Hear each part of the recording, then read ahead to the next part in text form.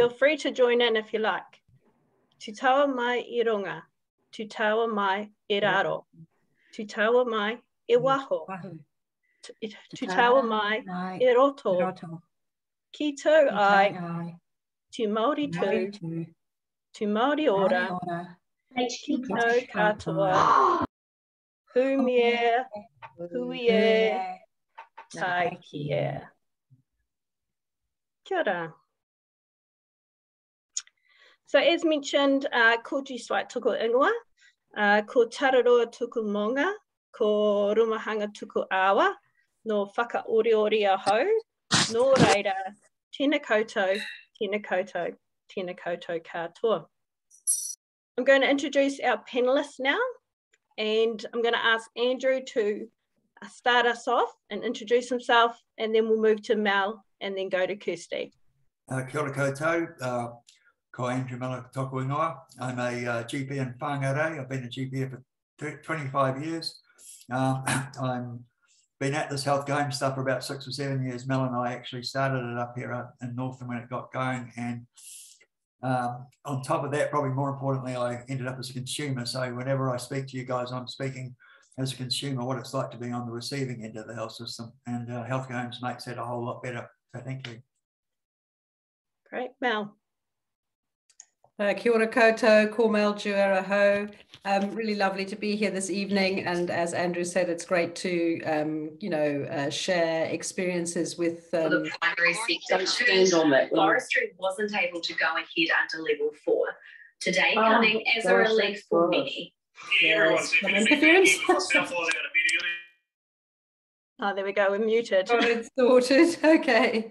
Andrew and I go back in Northland 5 years ago when the healthcare home model of care was first being implemented across Northland. So it's really good to be here this evening to share experiences and learning and the journey with everyone. Kia ora, Mel. Kirsty. Kia ora, I'm Kirsty Lennon. I'm a GP up on the Kapiti Coast. I came from Scotland originally, but I've been here now 11 years. And I work in several practices on the Kapiti Coast. I'm really keen to talk about telehealth and how we're using it. Kia ora, Kirsty. And we have apologies tonight from one of our panellists, Tania Kemp, a nurse practitioner known at Pleasant Point Health. She would have loved to be in here, but she's just messaged me to say she is still at the clinic. So I think that's the reality of what we're going through at the moment. It's busy times out there. So we'll have Tania on at another time because she has great expertise in the nursing field. So I just wanted to flick to our healthcare home model of care, just to remind ourselves that tonight we were talking about in the webinar 3 aspects of our model of care. So we'll be looking at 13.1 alternatives to in-person consults, which is around the telehealth. Also looking at aspects of the portal, which is our 14.1 characteristic in the routine and preventative care domain. And then Andrew's going to touch on and talk us through telephone assessment and treatment, which is also known as clinical triage. And I think more importantly, that Andrew's going to touch on, and it's a lot of questions that we get from clinicians, particularly at the moment as to, the differences of providing clinical treatment, clinical triage versus actually delivering telephone consults and the merge that sometimes happens in between the two. So Andrew, I'll hand it over to you to share your wisdom in that, and just would love to hear how kind of candidly how the last couple of weeks have gone for you and your practice. All right, Jess, thanks. So my practice up in Bush Road in Carmel and Whangarei, we've got 10,500 patients. We've been healthcare home now, we're in year 5. So what are we going to talk about, what we actually do now, because it's quite embedded in how we do it. And some of the challenges around what we're doing. And as Jess said, talking a little bit about how to make sure your clinical triage process doesn't get mixed into trying to consult at the same time. One of the things I think straight away is that we often think about telehealth. And last week we were talking about video consultations, which are part of it, but for many people, even maybe at the ministerial places, telehealth seems to equate to being a video consultation. Everything we do in terms of using other modalities like using patient portals or offering telephone consultations, doing triage is a version of telehealth. They're all different modes of providing care. They've all got their own place. They're all equally as valid and useful. They open up ways of us engaging with patients. It's good for us and good for them. And I dare say none of it is virtual. So everything we do is real, and it's just different ways of doing real work. So again, I sort of would never think that anything we do is virtual care. It's all equally as valid. So clinical triage is this process of making phone assessments or treating over a telephone conversation with patients who ringing up for same-day appointments. We do this systematically at our practice throughout the day, and as much as possible using someone in the practice who can diagnose or audit investigations and prescribe, particularly first thing in the morning where the majority of calls come in. In the last 2 weeks, because of both the of the change at level 4, all triage done all day in our practice is done by GPs, and I'm going to show you some results in terms of data around that. You can actually see when you start to do that with GPs answering all calls, particularly under a lockdown situation, your resolution rate changes quite interestingly.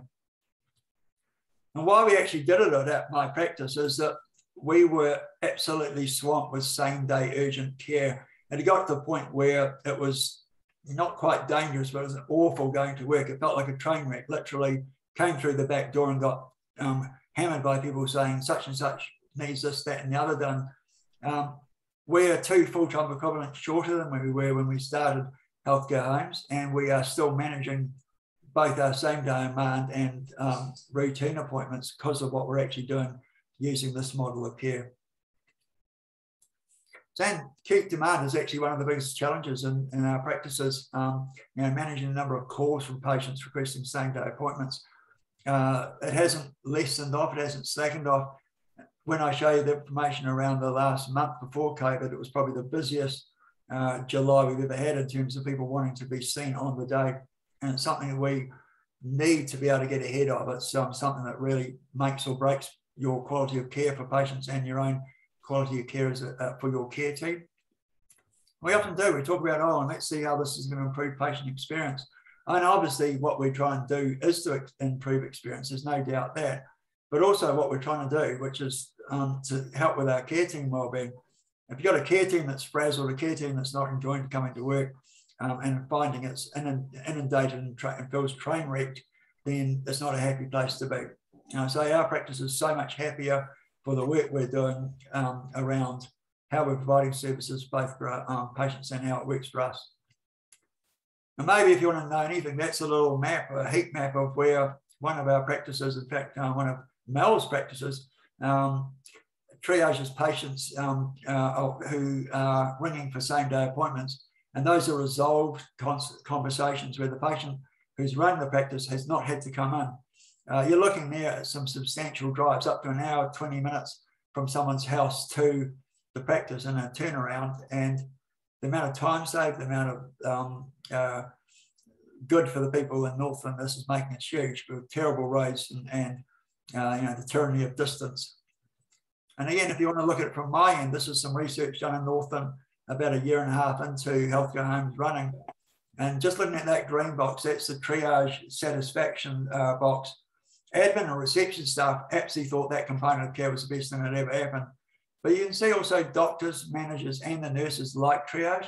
The other blocks are related to portals and the lean process.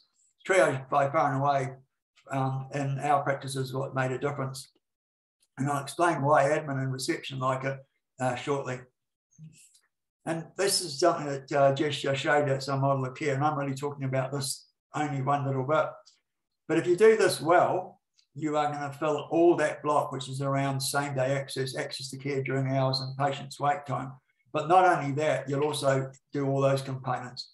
So one simple little manoeuvre in your practice can make a huge difference to whole parts of the whole running your practice, both in how the systems work for business efficiency and all other parts of your care.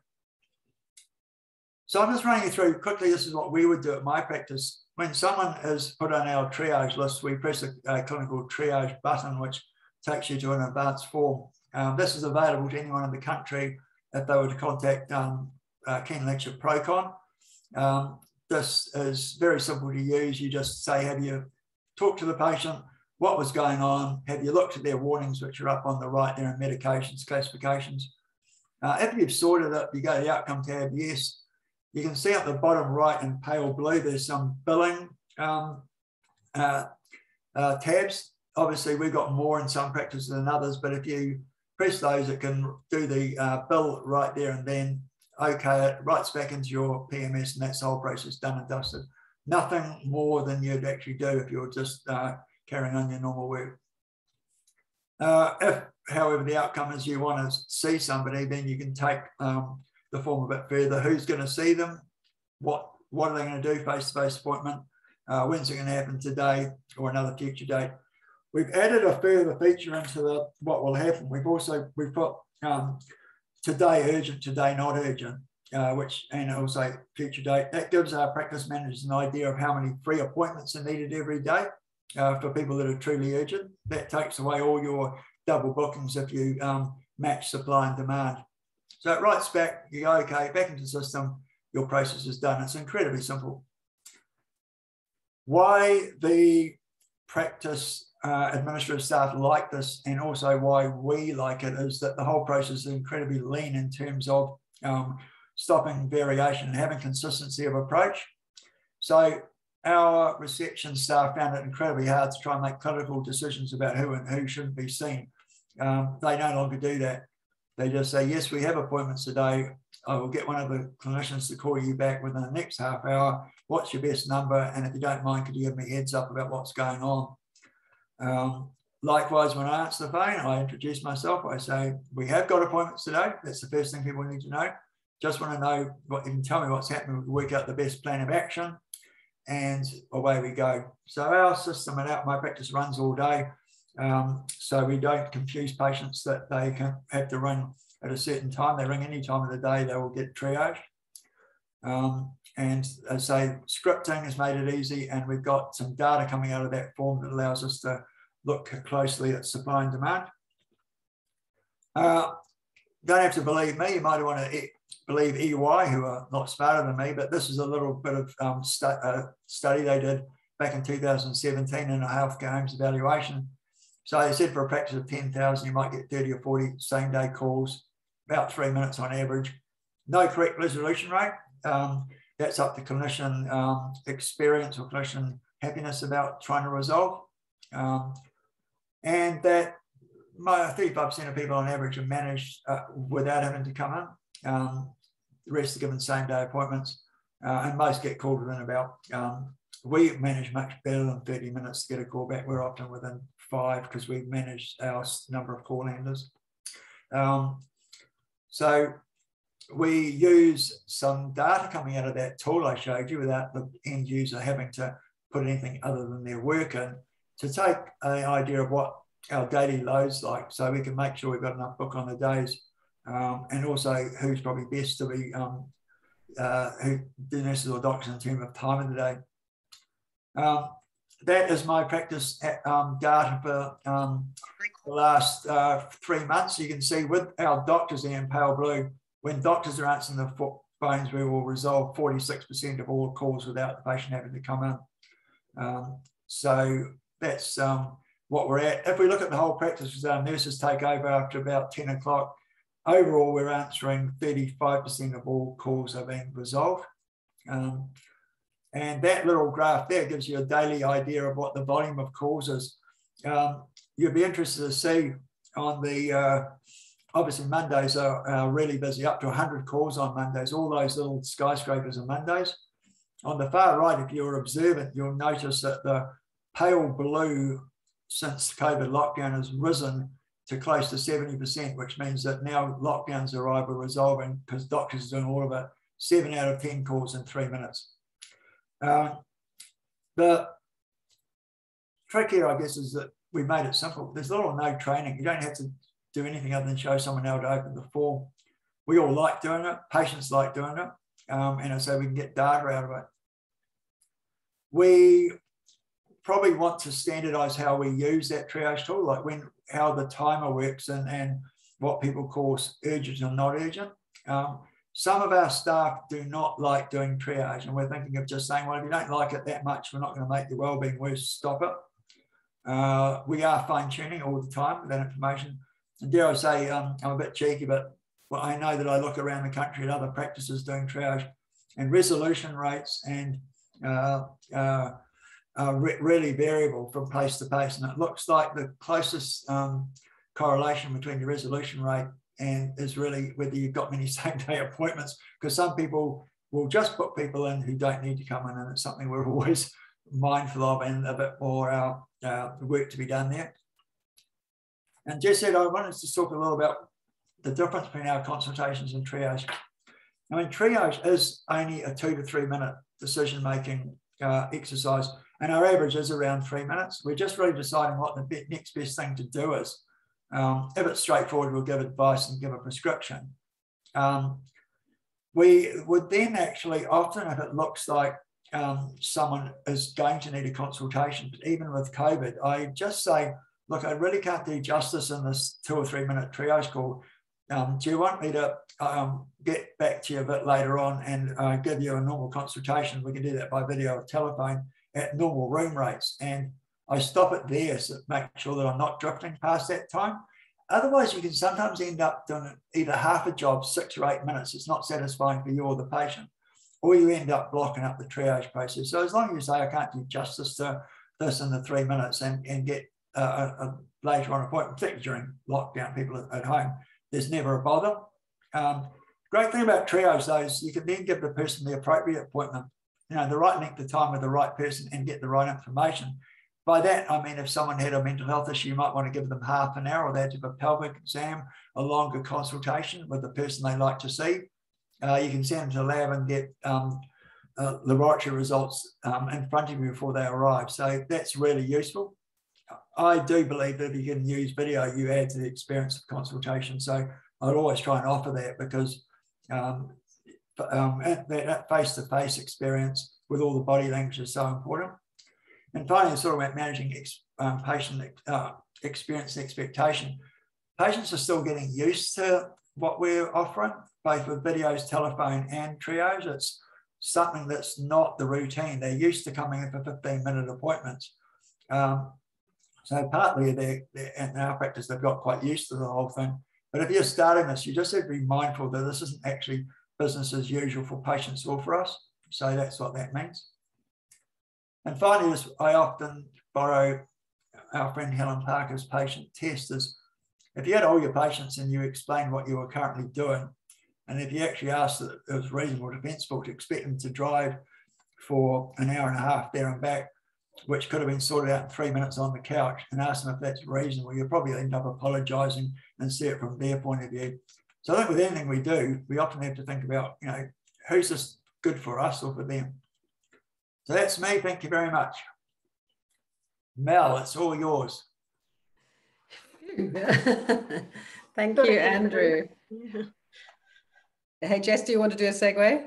No, I was just going to say thank you to Andrew, and also Mel. I think we've got a few questions coming in about lean. So, I mean, I know you're the lean expert, so I'd love you to you've seen them too, so delve into them as part of it. So over to you, Mel. Thanks. Thank you very much. Yes, so good evening, everyone, again. I am a practice manager at Doctors Tikipunga and Doctors Carmo. Doctors Carmo is around the corner from Bush Road.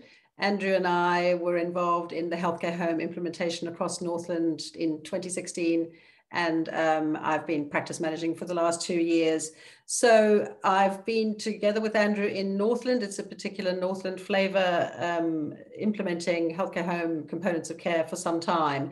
And I'm also a lean practice facilitator and practitioner.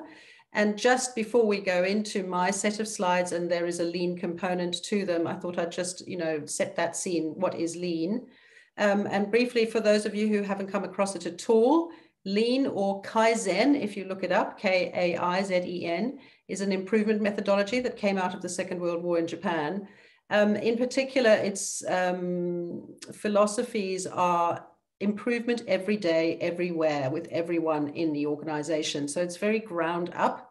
And it was a significant component of the healthcare home model of care in the first instance. And one of the key things to think about when we think about lean is the concept of waste versus value.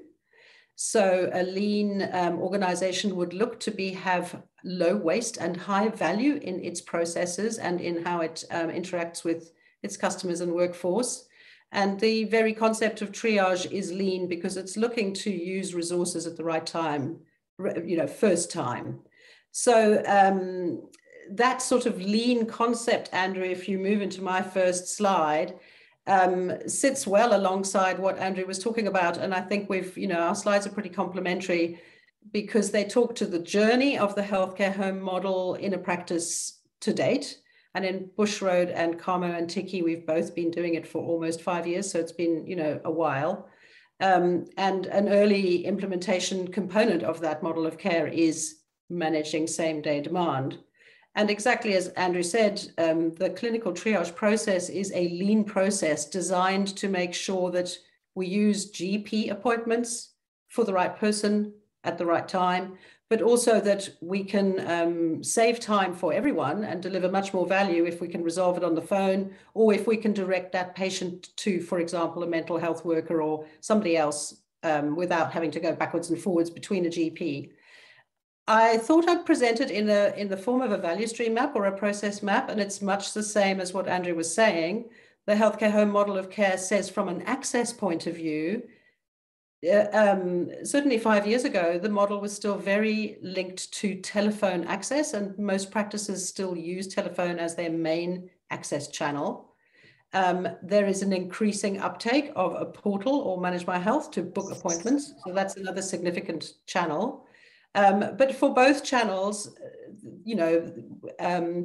with some small percentages set aside, in the main, what patients are looking for is either a routine appointment or an urgent appointment. And from a lean point of view, the healthcare home process says, okay, then if it's an urgent appointment, and I've used the word prescriber rather than GP, because these days it could also be a nurse practitioner, then let's make sure that either it can be resolved on the phone or, do they really need that appointment? So the process of clinical triage is used to do that. And we know, as Andrew says, you get up to 30, 40, even 60% resolution, depending on how driven you are to get it.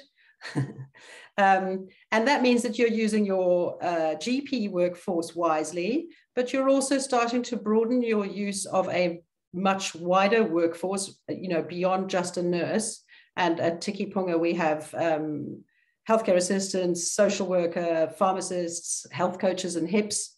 So a routine appointment may go to a range of providers to support, whatever their need may be. If you go to the next slide, Andrew. I thought I'd talk about it from the point of view of where is the value. And I wanted to break out the difference between a same-day appointment and a routine appointment and start looking at what matters to the customer. And if we think about it from a routine appointment point of view, patients who need many routine appointments would be the long-term conditions complex patients, people who have complex, perhaps multiple diseases.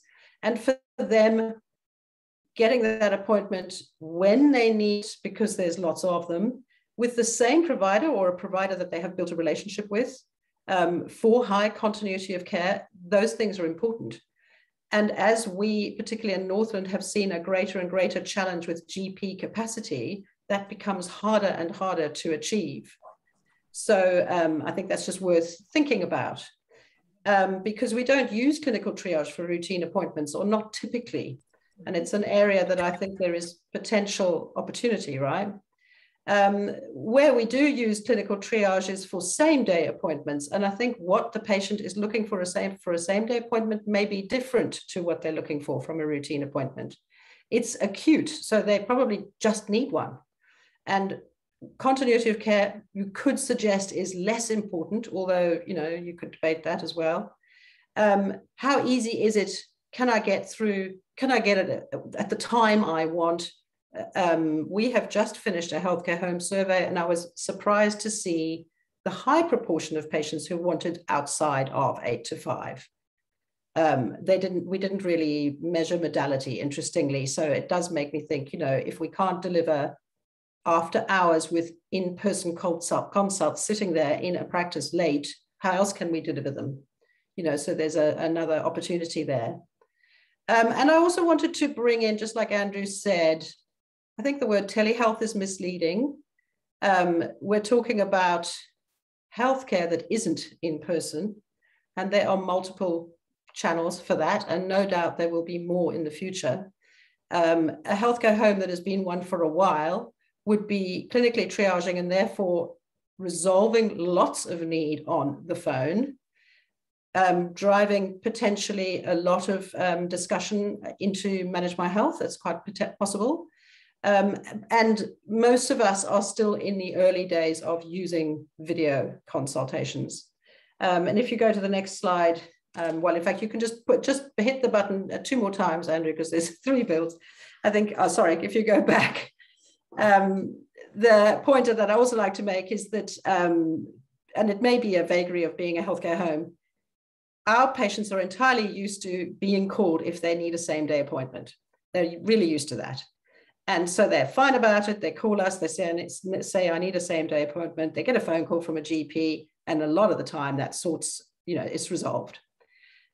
As soon as we go into level 4, and this has happened twice, we did it last year and we've done it again this year, because our patients are very used to it, and because our whole workforce is entirely geared up for calling people and having a template and doing so in a timely manner, going into an 80% virtual model isn't that difficult.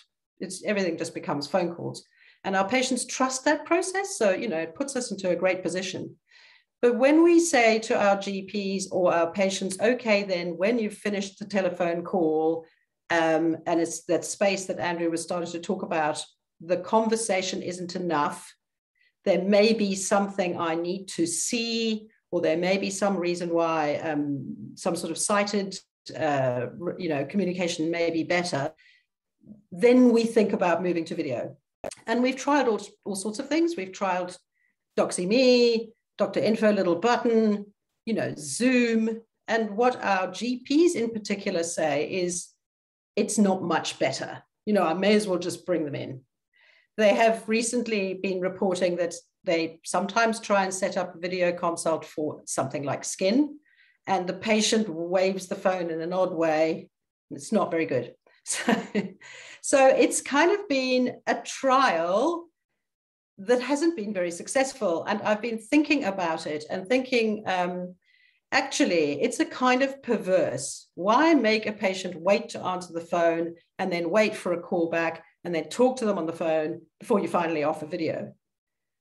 You know, video as a modality, perhaps not for a same-day appointment, but perhaps more for a routine appointment, would be much more attractive. There would be much more value if you could book it online, for example. And so one of the things we have been doing this lockdown, which we did differently to last time there seemed to be an appetite to switch Manage My Health off completely in level 4. And I think it was because practices were really panicking about screening and managing patient flow. This time around, we have left all our Manage My Health appointments open and changed our messaging and call the patients twice because they're not quite used to it. It's all scheduled video consults. And so we're trying to open up 2 access channels. It doesn't make sense to have to make a phone call and then get onto video. You know, if you want to get onto video, then get onto video. It's very early days, and now's the good time for the next slide. And those of you who know the Kubler-Ross change curve will know that these things can sound fantastic before you've actually implemented them. And then one can go through a series of frustration. And I think we are still there with not only in practice, none of our systems are really geared up for patients in a virtual waiting room. So our GPs at some really practical things will say, I don't know where my patient is anymore. I've got patients in the waiting room. I've got patients in the corridor. I've got patients in the car park. I've got patients on the triage list. And I've got patients in a virtual bloody waiting room. And so that's kind of frustrating and difficult. And the patients are also not used to pressing a thing and downloading an app and that sort of stuff. So I think we're in early days. And I think the fact that we use it to support a risk-averse environment in the middle of level 4 isn't helping. So, certainly for us, what we would look to do is try and, when we go back to normal, offer video consults as a normal part of our offering and try to work on the value. And the value may be for a continuity of care out of hours, more holistic consultation, as opposed to an acute, quick, I have an urgent need and I need something resolved really quickly. So I think there are two channels there that are actually quite different in terms of what people are looking for. And the latter, the routine appointment, isn't something we've really trialed much at all. There is also the whole business of the nursing workforce. For example, our health coach, I find myself thinking, why aren't you using video for health coach consultations? So I think there's plenty more work to be done. And if you just go to the next slide, please, Andrew. I also want to bring it back to the healthcare home, multiple components, and have a vision of myself. And if you press another build, there's a build to the slide. Here you go, where we have multiple different platforms for multiple different things, right? So there's manage my health and using it as a routine communication, being able to take ownership of your own healthcare, looking at your results, getting your screening advice. There's phone as a channel, but there's also being able to book video or virtual consultations without making a phone call. How good are we at that? And then use of video or virtual platforms for shared care, multidisciplinary team meetings. Again, in Northland, we're starting to do some of this. So far, those multidisciplinary team meetings have been with specialists and Ministry of Social Development and other agencies. I know Andrew would immediately agree with me. Where's the patient in those? So I think it's absolutely at its infancy, and there's still so much to do and so much to trial, and multiple different types of value that we should be thinking about to generate uptake. I've got a couple more slides. Go ahead, Andrew. So just thinking about it from a change management point of view, I mentioned the Kubler-Ross change curve, and I think that we're still in the trough of depression or going through the frustrating end. I see there's a spelling mistake there, forgive that. But really, particularly as leaders, we need to continue to set aspirations and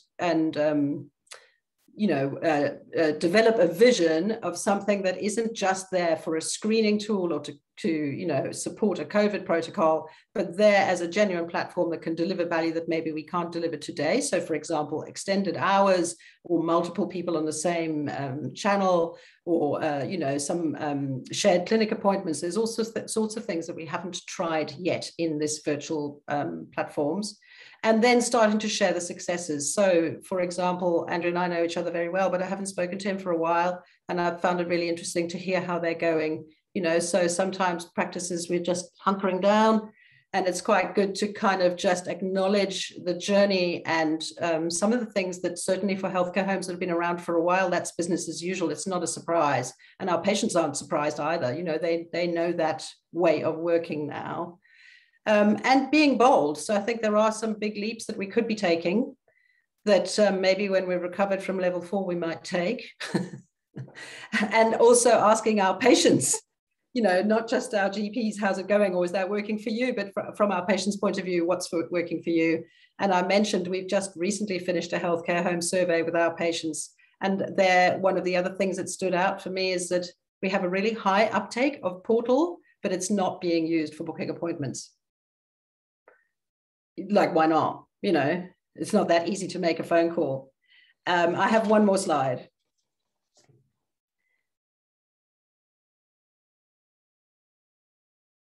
There we go. So we haven't got to this point yet. We're still in early days. You know, as I say, I think we're still learning, going through our learning period. But once we start developing small successes and then developing some kind of standard, as we did with Triage, you know, the advanced form is a great standard for Triage, used across the country. Then we're starting to move into something that is business as usual and a change that we want to make sustainable and then spread so that every GP and every patient and every nurse is completely familiar with the modality. Our patients are not fumbling around downloading apps, you know, they know what it is that we use and it becomes common knowledge. So it's kind of the journey that we've had with Triage, because for some of that is common knowledge. I'm hoping maybe it's not going to take 5 years. We should be moving ahead, you know, pushing forward again to make the next major gain using this modality. And it's got a lot to offer relative to the GP capacity problem as well, because as soon as you're on video or telehealth, your GP could be anywhere. And that's something we haven't explored in Northland anywhere near as much as we could do. So that's our experience to date. And I think the exciting thing is that there's heaps more to come. Thank you. Kia ora, Mel, thank you. Right, I'm going to ask Dr. Kirsty Lennon to jump on and take us through a bit of her experience at Mahara Health Centre, how the couple of weeks gone for you, Kirsty, and also I can see a few questions in there about, and you may have seen them in the chat, the patients about emailing photos and things like that, which we can potentially, if you want to deal with at the end. So over to you, Kirsty.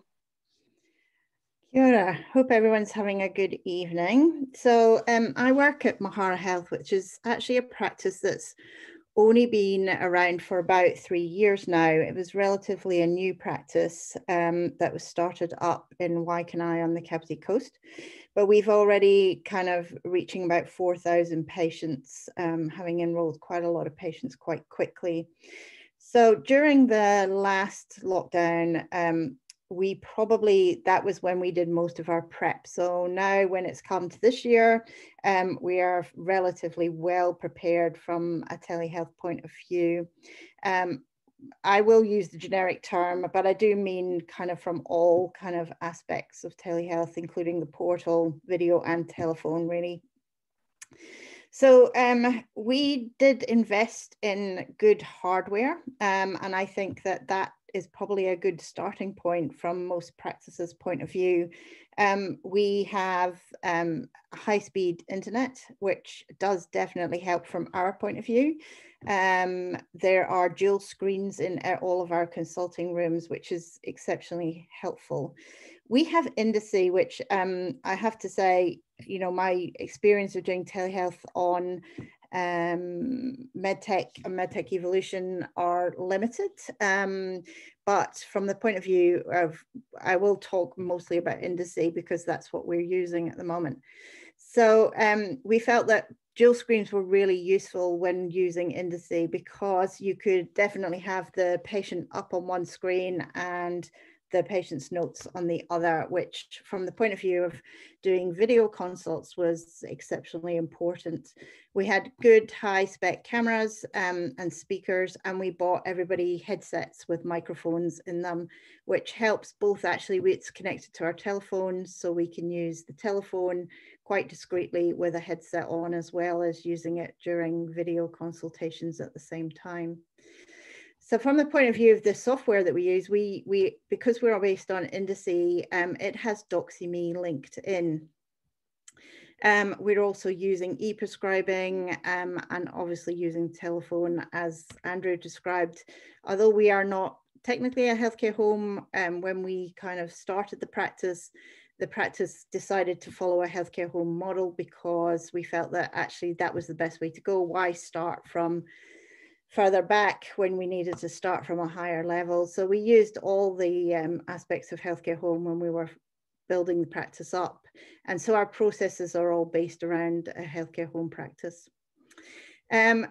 We offer every patient who phones in for any consult the ability to book a telephone video consultation. We ask everyone, is that what you want, or do you want a face-to-face?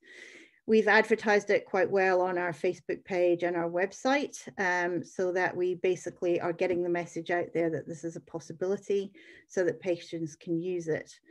And we also kind of, we do find some challenges, which I think everybody would, and I can see some of the challenges kind of cropping up there as well. Certainly, we have a very elderly population. Now, that doesn't always be, they're not always the patients who struggle with this, to be honest. They actually can be quite forward from that point of view, but a lot of the very elderly patients do still love the face-to-face interaction. And I think that gives a little bit of human interaction that they need in their day.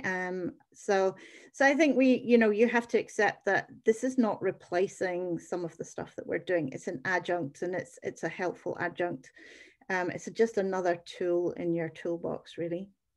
The other issues we kind of came across were problems with technology. So although we have high speed internet, that's not always the case for your patient. So sometimes the video tends to stutter, sometimes we lose connectivity, sometimes the patients haven't been able to even navigate into My Indice to actually join the video consultation.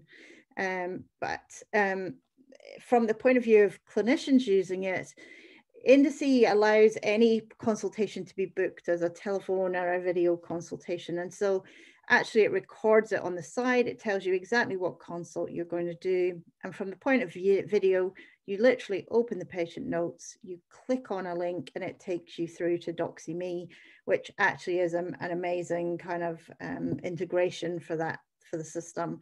And it just immediately, you can see the patient waiting in the waiting room. It automatically marks in the patient when they've marked themselves into DoxyMe, so that you know the patient's ready and waiting for you. So from our point of view, that's a very easy, nice integration situation. But I know that that isn't the case with some of the other systems, the PMS systems that you're using. It does require a lot of enthusiasm from somebody to push this.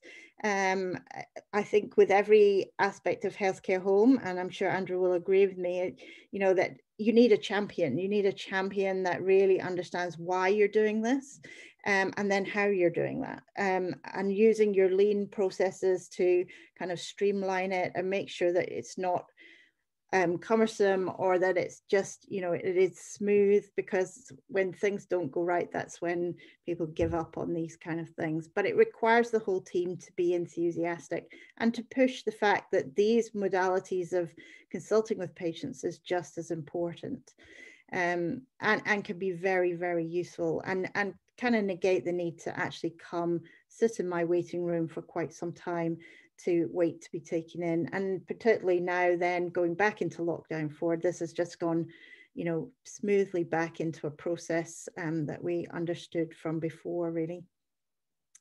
We do need to get the patients engaged. It's good to kind of,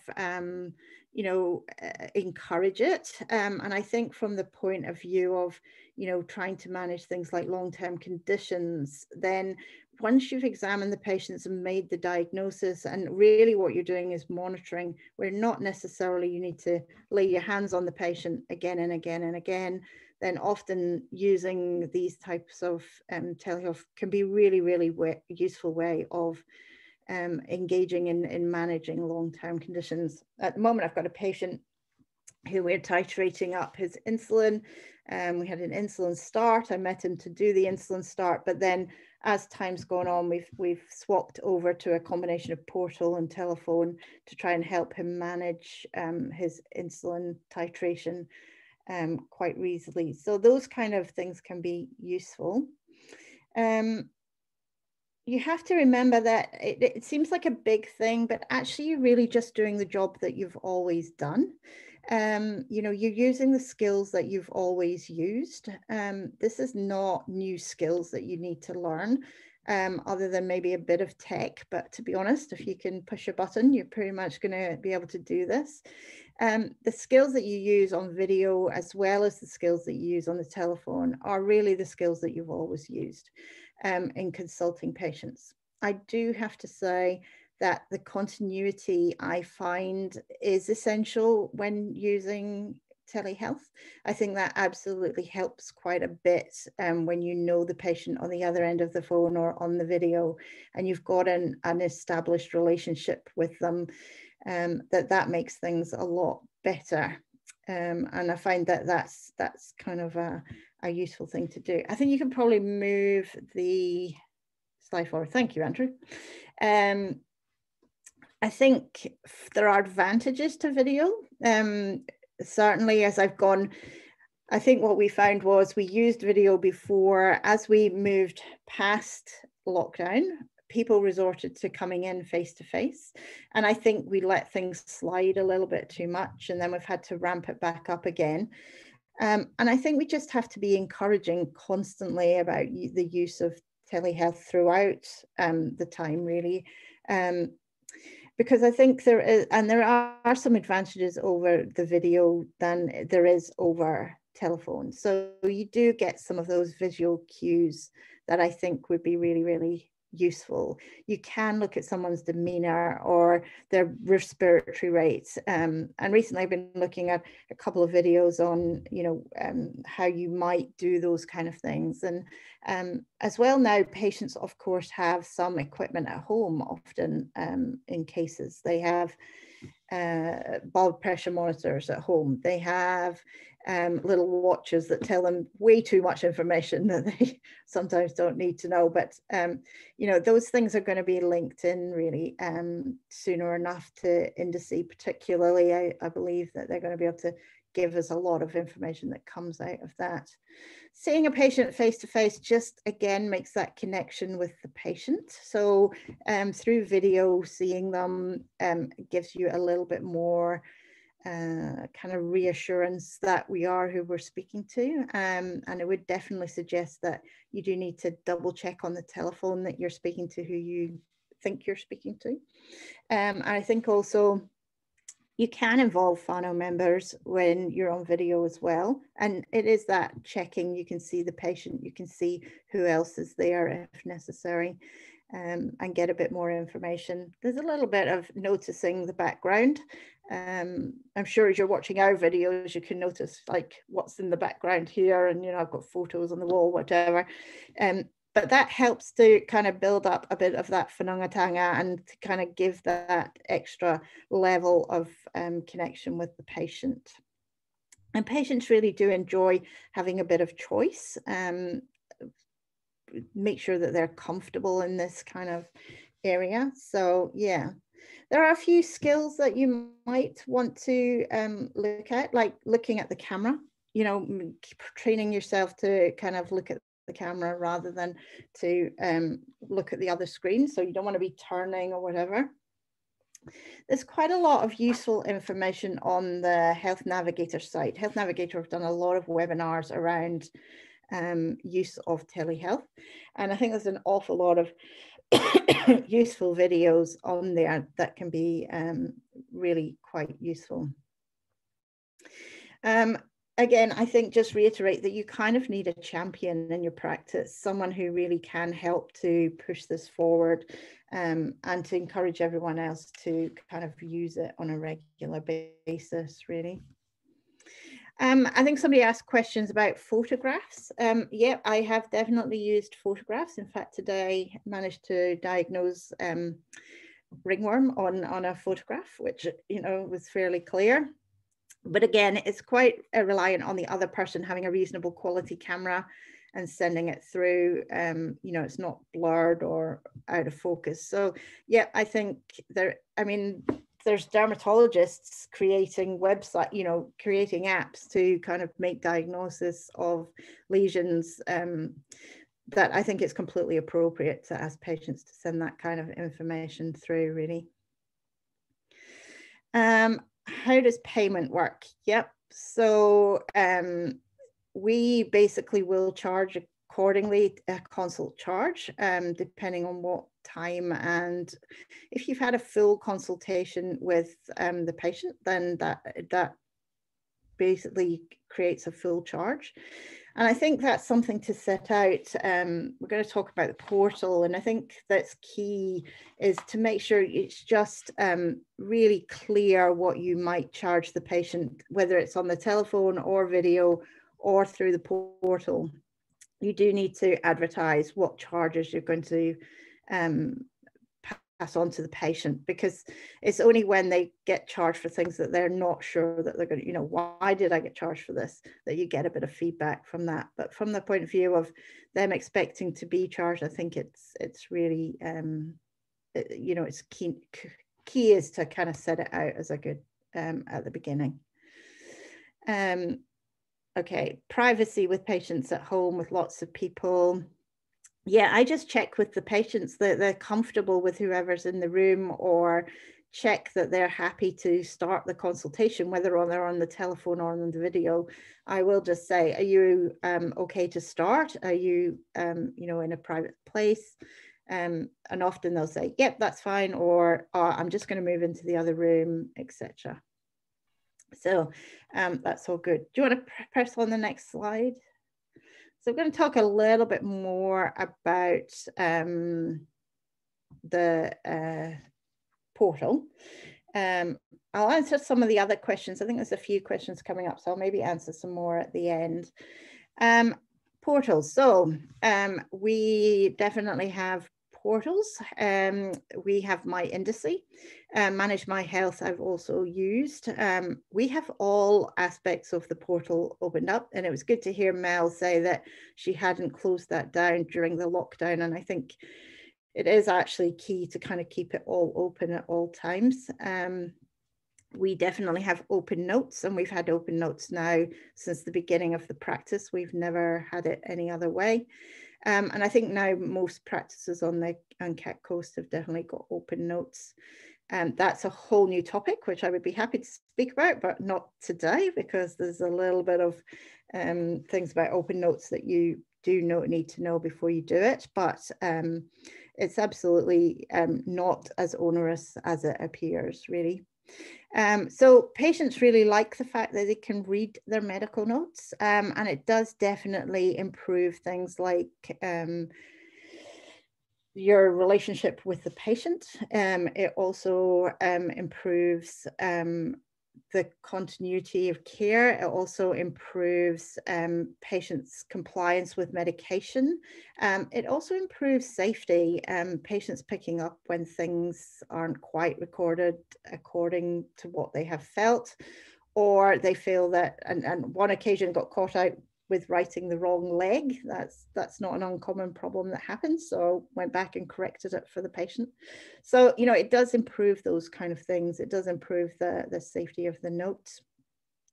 Requesting repeat prescriptions is very straightforward through the portals, and is very time saving. It's one of those lean processes. I'm sure Mel will agree with me that the portal being used for repeat prescriptions is absolutely appropriate, and actually is really quite smooth and gives a great process through the practice, and is probably very economic as well from that point of view.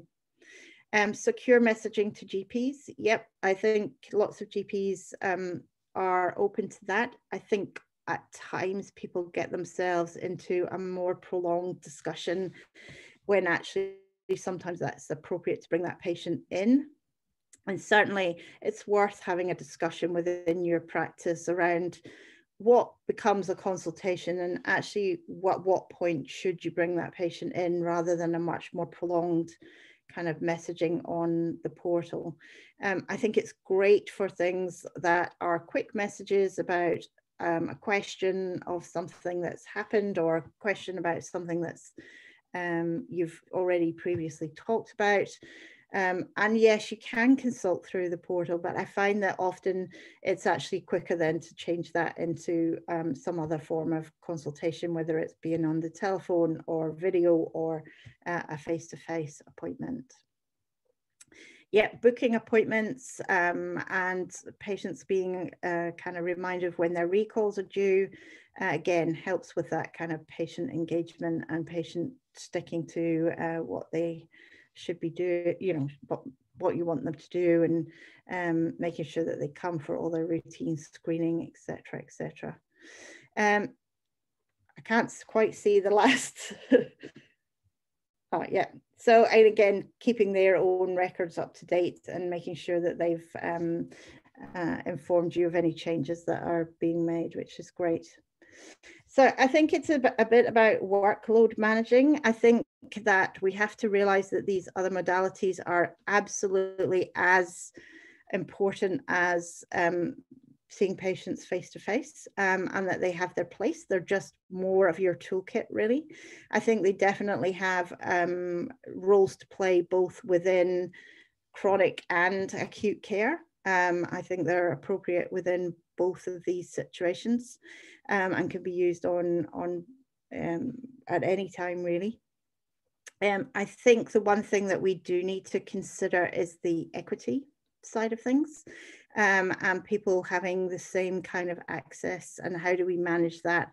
How do we manage patients who really don't have mobile phones, or how do we manage patients who can't afford to kind of have the data available, and how is that going to look in the future? And I know we're kind of working on that, and looking at it to try and help. So I think, yeah. Is there anything else? No, I think that's probably me. Was there another slide, Andrew? I can't remember. No, that's it. So we might just take a few minutes to answer some of these questions that have come through. I know it's nearly 7 o'clock, but we might just take 5 minutes extra. So I wanted to direct this one to Andrew. Here we've got a question. We have a practice that suggests repeat scripts through the portal take up a lot of GP time at the end of the day. Do you want to respond to that? Yeah, in fact, Kirsty might have mentioned that, and I think it's how you run your process. And some places have still reverted to what they've always done, and some places will find that the GPs do a better job because they're actually dealing with the prescriptions that are coming through, organising any anomalies. Sometimes you'll find that you repeat wrong prescriptions month after month. They get sent back by pharmacists. It's really unlean. So quite often, if we do them as GPs, we'll actually see that they're the right dose for the right length of time, that you've got all the correct medications lined up. So often you'll find that there's things that are on the long-term list that shouldn't be. There's doses that have been changed. There's a real chance when you're doing it to farm your records, really, and make them tidier, which is lean and useful.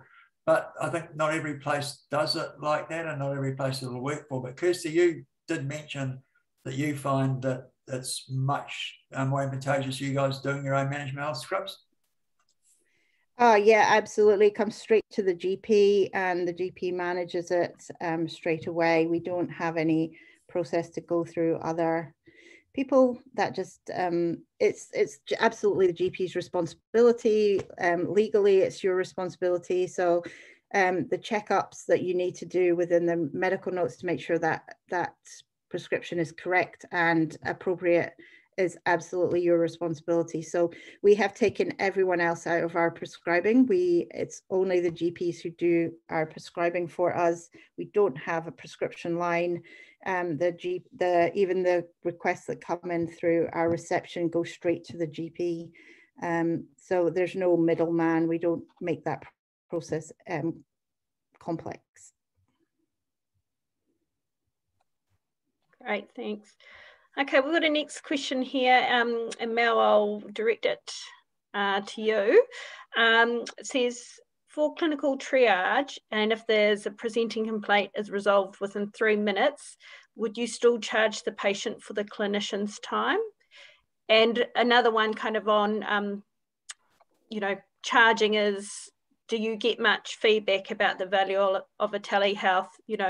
Again, it was on Radio Talkback today, patients complaining that 5 minutes telehealth was expensive. Do you want to share your thoughts in that space? Yeah, thank you. Kirsty talked about setting expectations, and I think that's a helpful one. There's nothing worse than being surprised. But one of the things when we talk about, the value, so thinking about it from a value point of view rather than from a cost point of view, the advice, because essentially what you're paying for is advice based on experience and training, is the same no matter what modality you're using. The GP is still drawing on the same level of experience, still undertaking exactly the same assessment process, kind of exactly what Kirsty said. There is actually no difference. And so whether it's 3 minutes or 10 minutes, it would have been the same in person. It's about the value of advice rather than the time that it took to say, no, you don't need an antibiotic, you've got a virus. So that's how we look at it. It's also about setting expectations, and it is about patients being used to it. And what we would look at is ensuring that that we are delivering that value, that they feel that they've got that value. And resolving something over a phone or over a video does also bring other kinds of value. We talked about it right at the beginning of the webinar, not having to drive in, getting things at the right time, perhaps being able to pick up your prescriptions at somewhere that suits you. So there's value in other ways. And on that note, Mel, is there any option for patients to, to feedback their feedback or following a video consult or phone consult? No, we don't have a special feedback channel after the consult, but it's a really good idea. And I think, listening to Kirsty, the MedTech and Manage My Health channels are still pretty clunky. So it could get much slicker. And a question here for you. Oh, sorry. Oh, and I was going to say, I don't think industry does either, but maybe it's something we should consider kind of following up on. Yeah. It's like an Uber, when you get out of the Uber, you get the option to star rate your experience. So that'll be a good option. Andrew, there's one, I know that you use Doxing Me. Can you talk us through just briefly, the premium is obviously the premium product that you pay for, and then the free version. What differences are you finding it? The invitation system through the premium version is almost slightly more anonymous for the person as your end user. Otherwise, you're sending people your own email address, which actually opens up a whole lot of you being emailed. It also lets you set up waiting rooms, and it lets you have more people on a call than the caller, so you can get up to 10 people. I've used it actually. The maximum I've used is actually myself and 3 other people having a consult. I had a lawyer, a patient advocate, and the patient on it with me, and I did a half-hour appointment actually to sort something out that was quite complicated. So you got that. You can actually almost do a multi-user one. It does cost, but it's actually also lets you set up your own bespoke practice website or entry place, and you can put your own practice information into that too. Got your logo, you got your stuff about what's going on, all sorts of stuff. So probably a reasonably good investment. Great, thanks, Andrew. Yes, Fire Marl's on tonight, and kia ora, Fire Marl. She has said about portals not getting back to you even within 3 days, which is frustrating to the patient. I would say that is key, that clinicians do learn how to put an out of office notification, that they have a process within practice for someone to check their emails when they're away. So that doesn't really happen. And if a person is only working part-time, that's also maybe a message that gets sent back to the patients in response to their email to say, do you know I only work on a Tuesday and a Thursday, therefore if you email me out with those times, it may be a delayed response. So it's just about really making sure that you tell patients that as well. The other thing that I kind of wanted to add is resources. So again, can point everybody to Health Navigator, some really good video on telehealth there, and also the collaborative website. I'm sure you guys would like me to promote that, because there's really a lot of resources on that site as well that people can click on and find an awful lot of kind of information. Yeah, I agree with you, Kirsty. The thing about the portal is you do require some almost rules of engagement. So we actually hand people our rules of engagement around portal use. That there is a 72-hour turnaround. It's not for acute or urgent things. And if they do somehow slip up, then it's a matter of education on your reply. I don't consult. I say this is a messaging, like a text message length of message I'm expecting from you. In terms though of volumes, just to give people an idea, we got 10,500 patients. We received 14,300 messages last year from patients, and we sent out 17,600. So you're looking there at 32,000 incoming and outgoing portal transactions. We did probably last year close to 10,000 triage calls. So you're now looking at probably 10,000 more things going on. There's 40,000 interactions plus the 32,000 in person. We're doing more in this telework than we are doing in-person work. We've doubled our patient engagement with doing this stuff, and that is extra work for doctors. It's real stuff you're going to have to do, but for the consumer or the patient, it's incredible what we're managing to do with a reduced workforce. It's doubled our patient engagement by doing triage and portal work. It's huge for people. Great, thanks, Andrew. Okay, is there anything, I think we'll wrap it up there. Is there anything, last comments from the panellists before we do a closing karakia? Any last moments of wisdom? I mean, you've given us so much gold anyway over the last hour and a bit, so thank you. And just to, before we close with karakia, just to remind everyone on the webinar that we have another webinar same time next week on burnout and wellbeing. So yeah, please tap into that. We've got a great, another great suite of panellists joining us for that. So yeah, please tune in. Okay, Kirsten, I'll just get you to put up the karakia slide.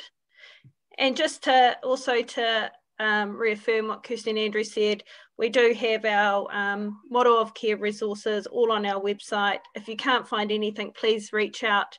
I'll put up my contact details on the next slide, and please just get in touch with me if you're looking for something in particular or want something developed, and we can help you. So feel free to join into the karakia. Kia hora te marino. Ki whakapapa pounamu te moana, ki tere te karohorihiri, I mua ai tau huarahi. Kia ora. Okay, thank you panellists, that's been wonderful, and thank you to everyone that's tuned in and listened tonight. Ka kite. Ka kite anō.